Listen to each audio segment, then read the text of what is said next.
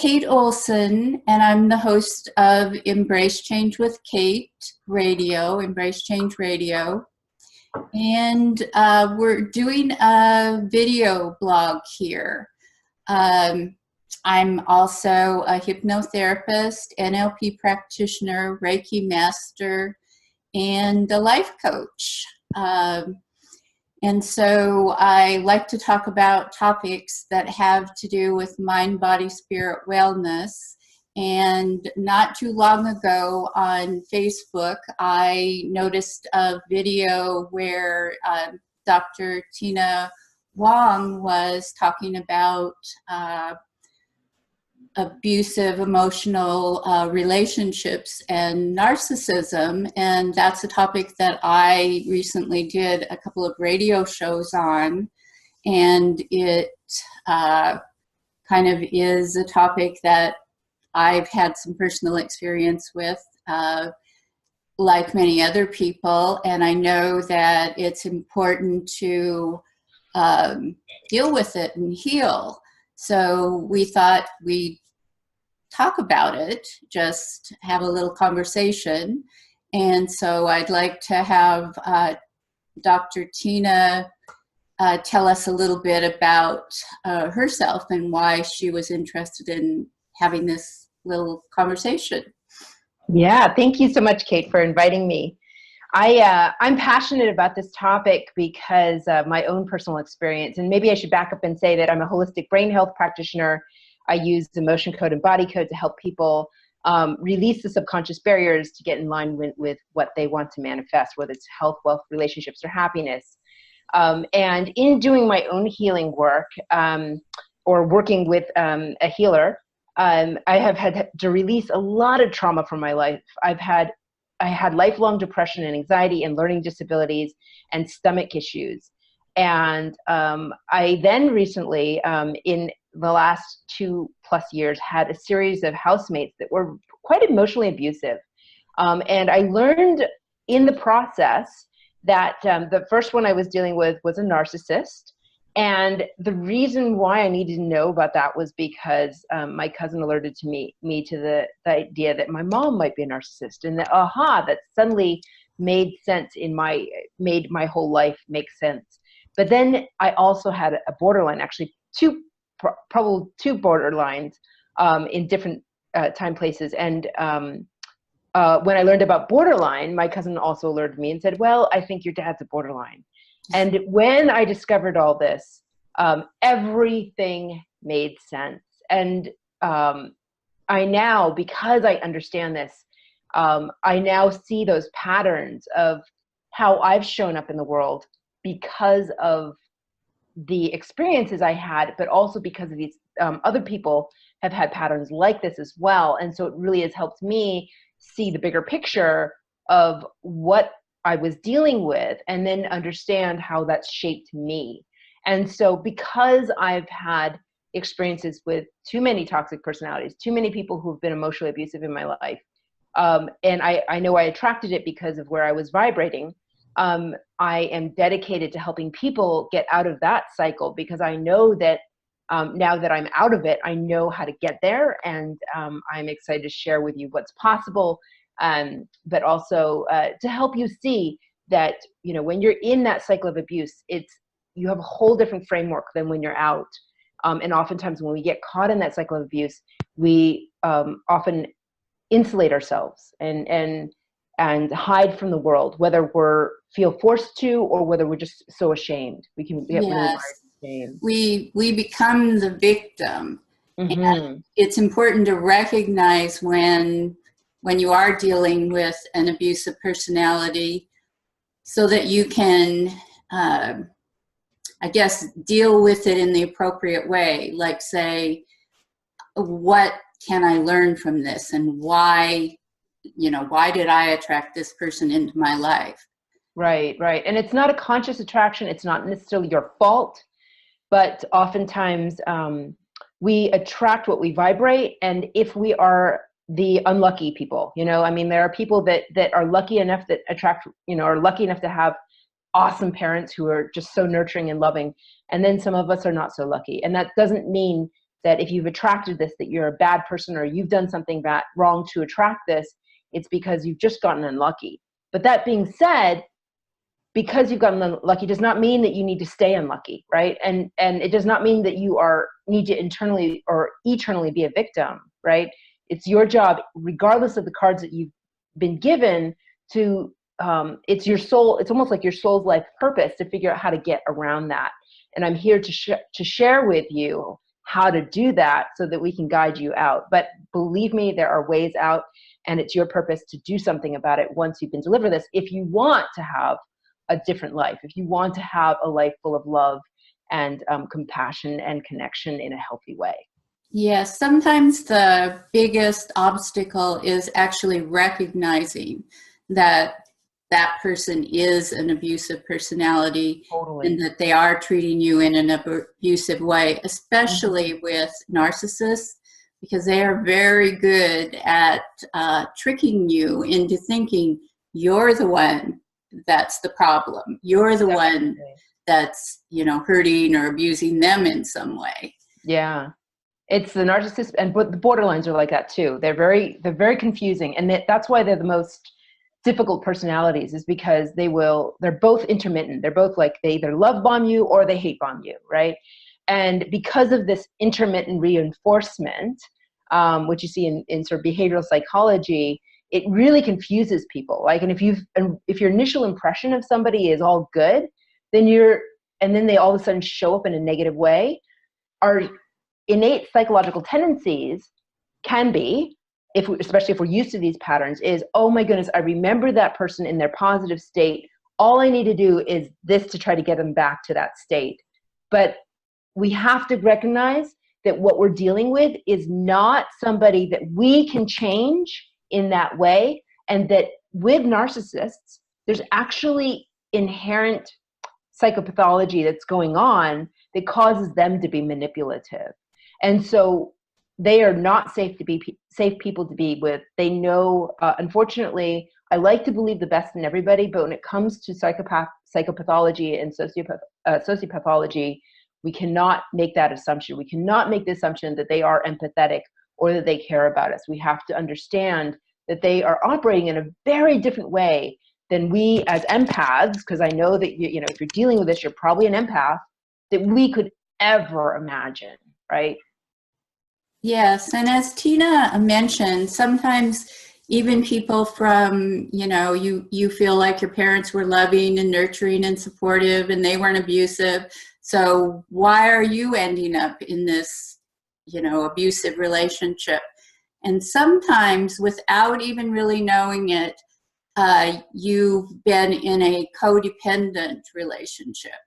And if you've been in that codependent relationship and you're an empath, which you probably are, that can lead you into that being attracted to that abusive personality, even if you did not have, emotional or physical abuse in your background. Mm-hmm, mm-hmm. I think it can creep up on you basically through a variety of different experiences, but it comes down to what you're willing to tolerate and what you feel you're worthy of. So if you know that you're worthy of love and being treated well, and that's your inherent right in every fiber of your being, then when somebody shows up and doesn't treat you well, you're going to just draw those healthy boundaries. And if somebody's not able, if somebody keeps crossing those boundaries, you're going to say, hey, you're going to start to recognize that this person may not be capable of honoring your boundaries, and you're going to let them go, right? But you have to know that with every fiber of your being, that this isn't about you trying. It's not your job to try to change them. You can ask for what you want, but you cannot expect them to change. They're not going to do it on their own, or they're not going to do it. If they're sociopathic, they're not going to do it for you. They're only going to do it when they see that it's actually in their best interest. And that is, unfortunately, for narcissistic sociopaths, they get a lot out of being up and down with you and love bombing you and hate bombing you. They're getting a lot out of it, unfortunately. And when they've done research on narcissistics, and they know exactly what they're doing. and they know how manipulative they are, and they don't care. And that's the scary thing about them. And we as empaths, I think we're starting to see gain more and more awareness of what narcissistic sociopathology is like in this world, in this country right now, which is good. It's good for us to be enlightened.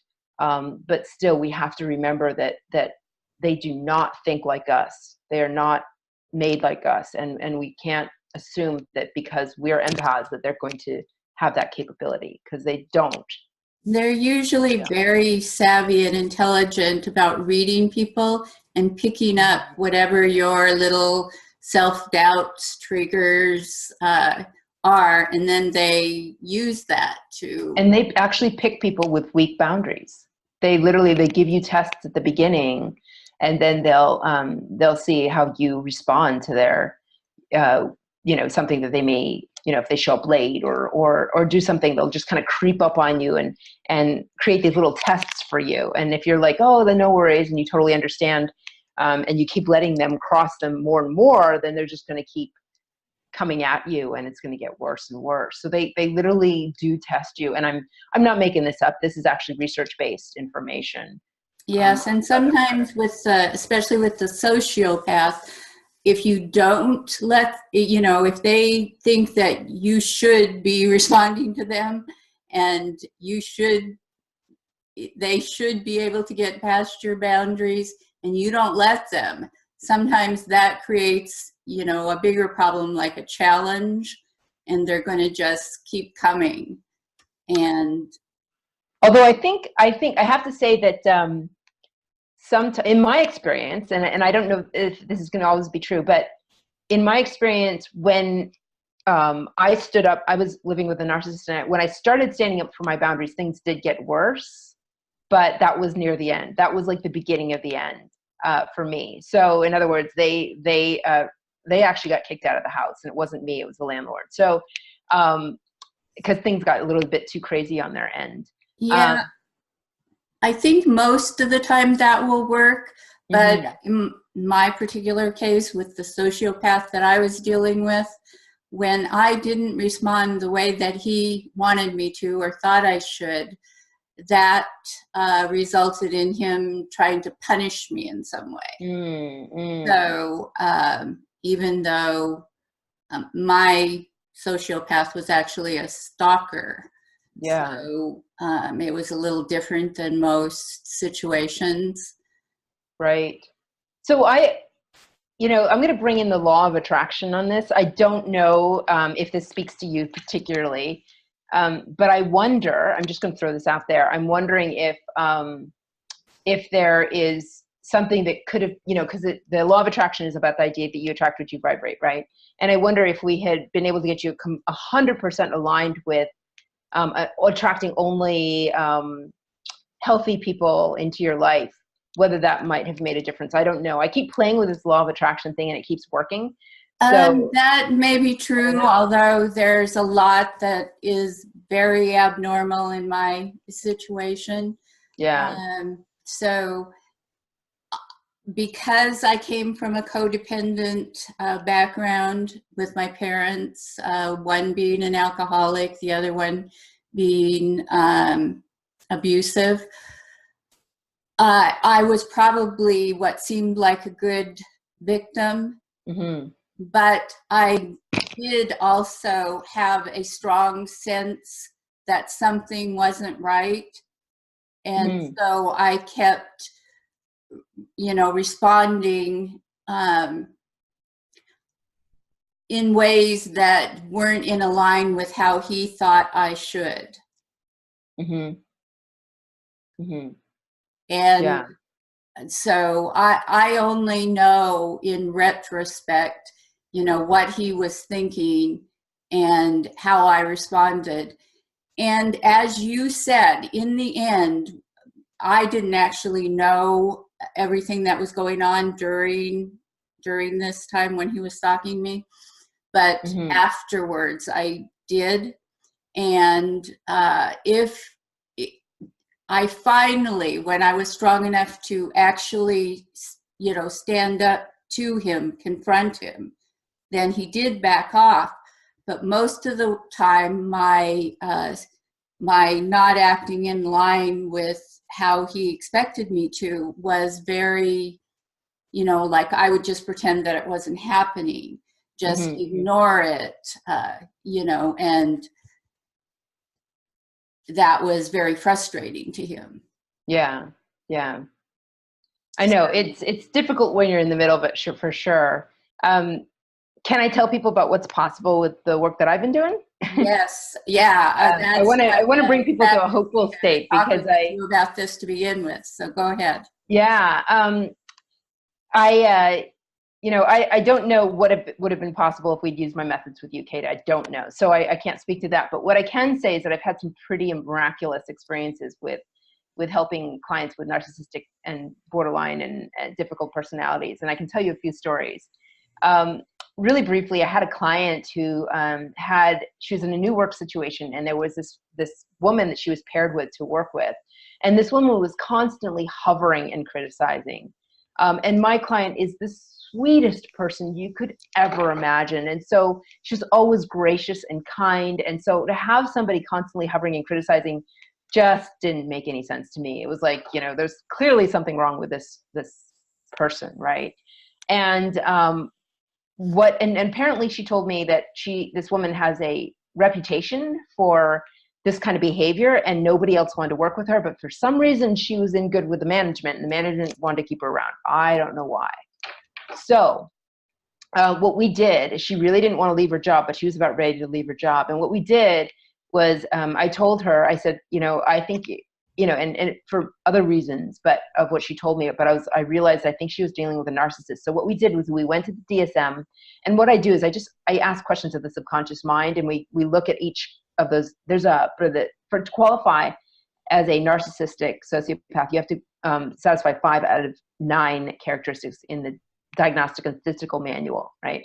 And I'm not qualified to do these diagnoses, but the only reason why we're doing this is to give her information about what we're dealing with, and give me information about what we're dealing with, so that we know how to respond appropriately, right? So what we did was we went through the DSM diagnosis, and I asked the subconscious for each one, and I think she satisfied it very well, like 7 out of 9, and you only need 5 out of 9, right? So so she satisfied the criteria. She really seemed like a classic case of narcissism. And then what we did was, knowing that, what we did was we released barriers so that my client would be able to not be emotionally responsive to any of her provocations that she'd make. Just be a rock, be a solid rock, and remove herself as much as she could. So we did that, right? We got her completely in alignment with just, not being the nice person that she normally is, and just being very cordial, but,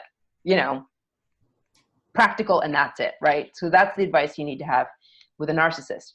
And then I did something called Court of Atonement, which is actually taking the souls. I know this is very woo-woo, but woo-woo can work and it can be powerful. So I took the souls of my client and this woman into a higher court system and had him work it out on an astral plane. And this blew my mind, because I was just toying with this method, right? It blew my mind. But the very next day, this narcissist completely changed towards my client. Completely. 100%, 180 degrees, complete switcheroony. She no longer hovered and criticized. She just seemed very quiet and reserved, as if she was very reflective, as if something was very, I need to think about my behavior. That was kind of like the how she presented, right? It was amazing. My client was like, holy cow, holy cow, holy cow, I can't believe this is happening, right? And then a couple of weeks later, she's not excitable as I was. She was very nice about it, but she was still surprised, as I was. And then the next week, she told me, she was like, she realized that this woman was still a problem with others. Okay. Her behavior hadn't changed towards others. I thought that was fascinating.